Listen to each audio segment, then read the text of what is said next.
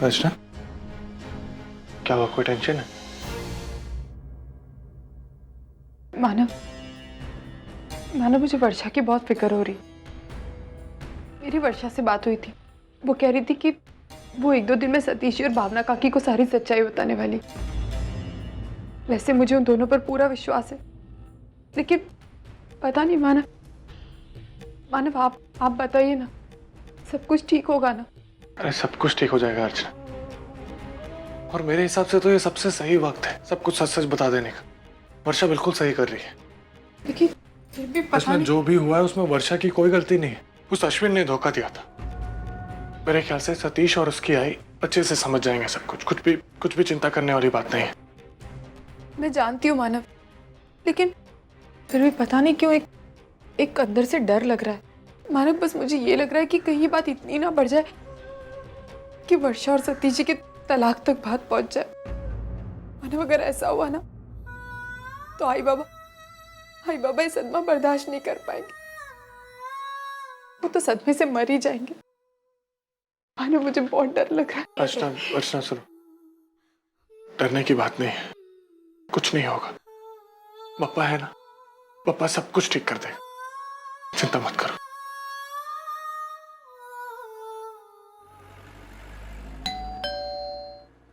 कम इन।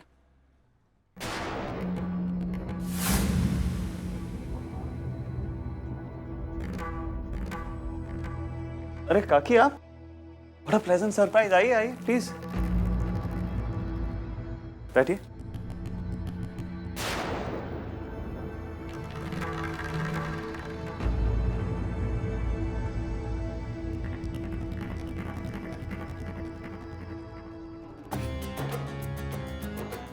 काकी,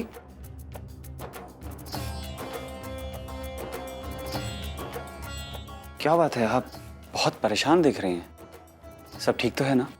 नहीं,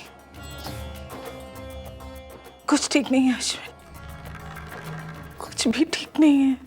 आखिर बात क्या है? बात तो बताइए।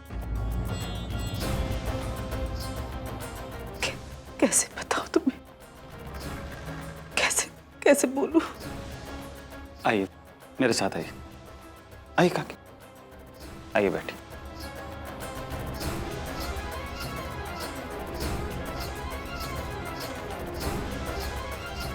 ये लीजिए पानी लीजिए।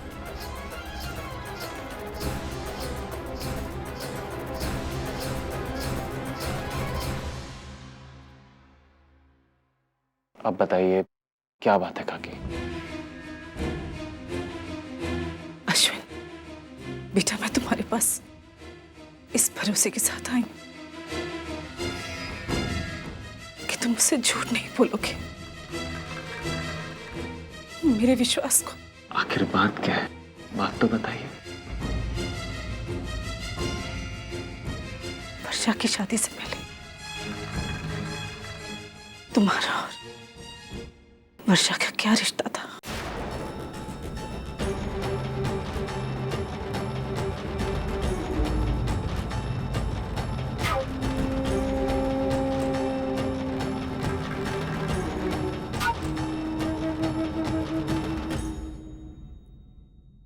आखिर आपको सब कुछ पता चल ही गया।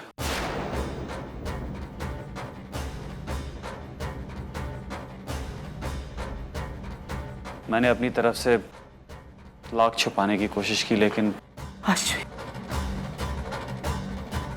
हाँ काकी, जितना आप जानती हैं वो झूठ नहीं है, लेकिन पूरा सच भी नहीं। ये सच है कि मैं वर्षा को पहले से ही जानता था। वो मेरे ही ऑफिस में काम करती थी, मेरे अंडर। वो एक होनहार लड़की थी, अच्छा काम करती थी, और एक बॉस होने के नाते मैं उसके काम को अप्रिशिएट करता था, उसे सराहता था, उसकी हौसला अफजाई करता था। लेकिन शायद वो इन बातों को गलत समझ बैठी और मुझसे प्यार करने लगी। वो मेरी हौसला अफजाई को मेरा प्यार समझ बैठी। जिस दिन मुझे ये सब पता चला, आई वॉज शॉक्ड। मैंने उसे अपने कैबिन में बुलाया और हकीकत का सामना कराया। उसको बोला मैं शादीशुदा हूं और अपनी बीवी से बहुत प्यार करता हूं।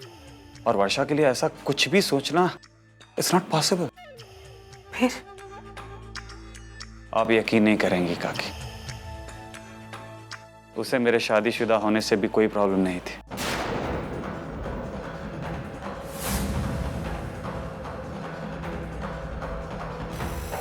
मैंने वर्षा को अपने आप से जितना दूर करने की कोशिश की वो उतना ही नजदीक आती। यहां तक कि एक बार वो ओवरनाइट कॉन्फ्रेंस के लिए मेरे साथ पूना तक आई। वहां उसकी आई वगैरह भी आ गई थी और काफी तमाशा हुआ था। सुलोचना ताई को भी सब कुछ पता था। उन्होंने भी वर्षा को बहुत रोकने की कोशिश की, लेकिन वर्षा का स्वभाव इतना जिद्दी है। काकी, मैंने वर्षा को समझाने की बहुत कोशिश की, प्यार से, डांट कर, फटकार के, लेकिन काकी ये सारी बातें मैं आपको पहले भी बता सकता था, लेकिन फिर उर्मिला और सतीश के बारे में सोचकर मैं चुप रहा।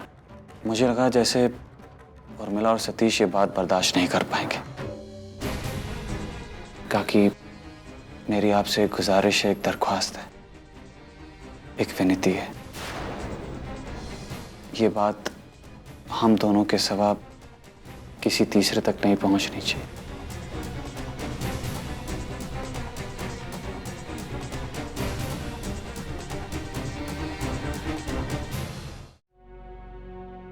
मानो जरा यहाँ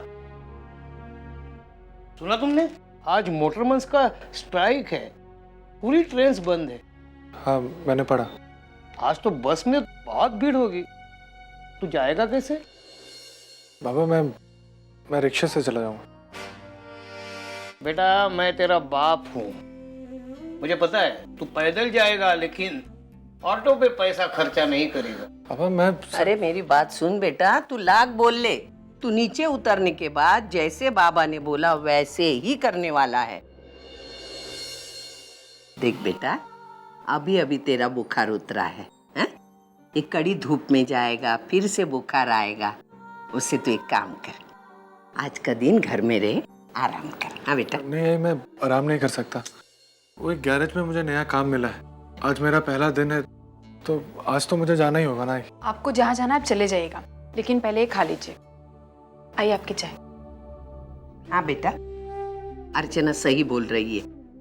तू अभी अभी बुखार से अच्छा हुआ है ना, बाहर का उल्टा सीधा खाएगा कुछ हो जाएगा। इससे तू यहाँ का खाना खा ले, बाद में जा बेटा। हाँ? मेरी सुन।